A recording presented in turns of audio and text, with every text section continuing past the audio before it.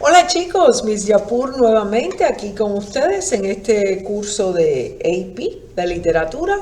Hoy continuamos en la unidad número 3 y en esta unidad número 3 pues ya vimos, recuérdense que es el siglo XVII, el barroco, esa época oscura, pesimista, negra.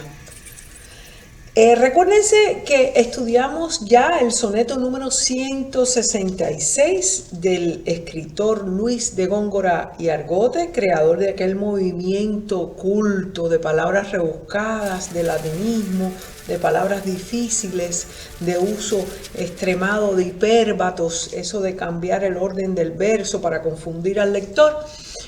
Ese movimiento se llamó culteranismo y fue creado por Luis de Góngora y Argote, por eso también es conocido como gongorismo, y estudiamos esa poesía, ese soneto de él mientras por competir con tu cabello, donde vemos el soneto que nos habla de gozar la vida, carpe diem, esa hermosa mujer, esa hermosa juventud, esa edad dorada.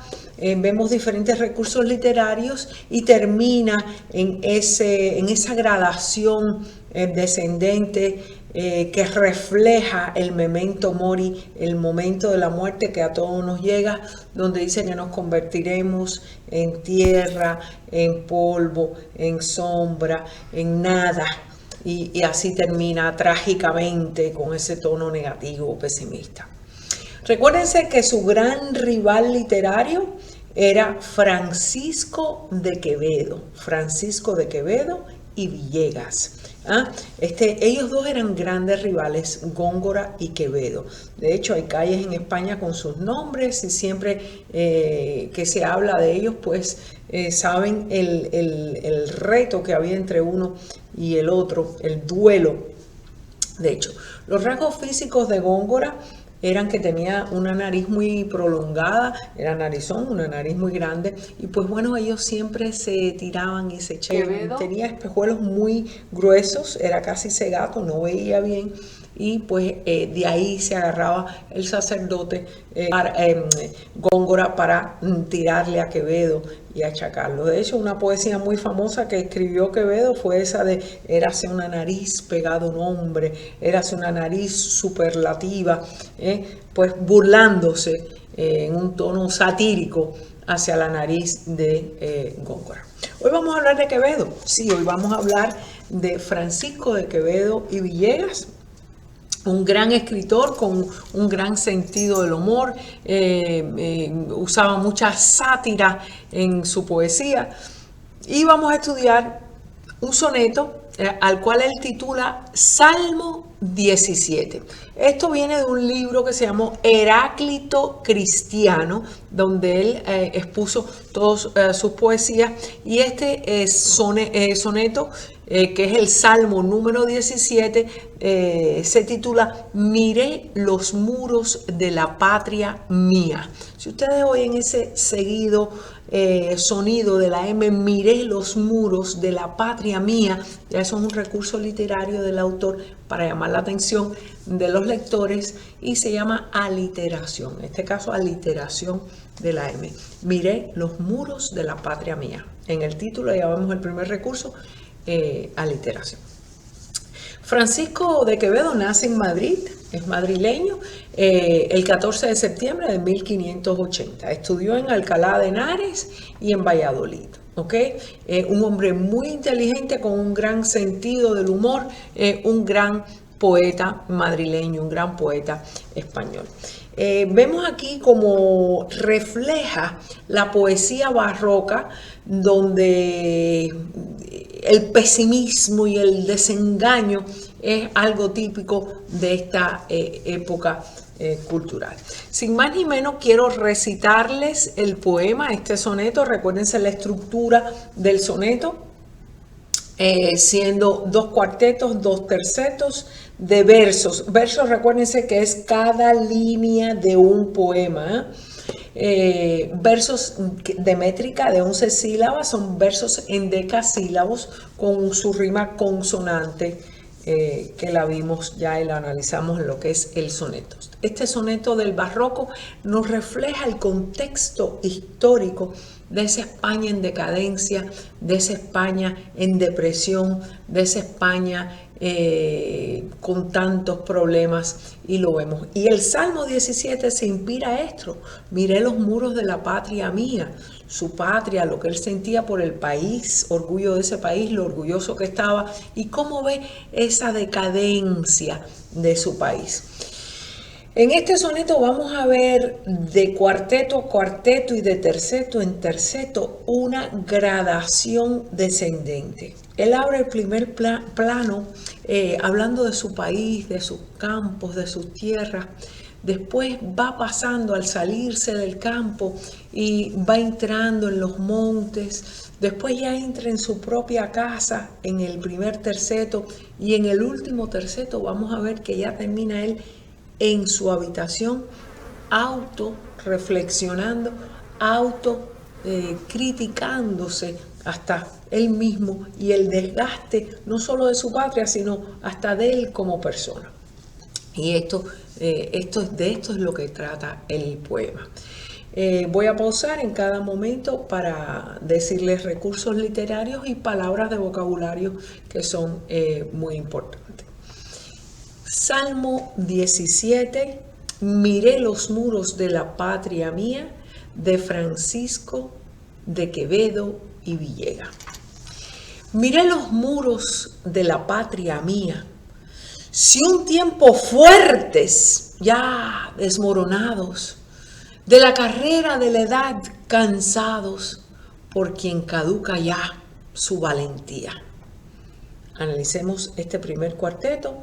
Vemos una antítesis, o sea, una contradicción de dos términos. Si aquellos muros de su patria que representan fortalezas, una vez fueron fuertes, ya desmoronados. Fuertes, desmoronados, antítesis. Ahí vemos cómo él representa su patria con esos muros de fuerza, fortaleza, potencia, como se desmoronan y van cayendo. Segundo cuarteto. Salíme al campo, vi que el sol bebía los arroyos de hielo desatados, y del monte quejosos los ganados, que con sus sombras hurtó su luz al día. Aquí vemos que ya él sale de su país, entra en sus campos y ve que el sol está secando, el sol bebía. Esto es personificación, también conocido como prosopopeya, el sol, dándole vida a ese objeto inanimado, se llama personificación, el sol bebía. Aquí vemos que ya hasta la naturaleza se está desgastando, la sequía, el sol se bebía el agua de aquellos arroyos, y ustedes saben que cuando no hay agua ya eso es causa de pobreza, porque la fertilidad de la tierra ya no son las mismas.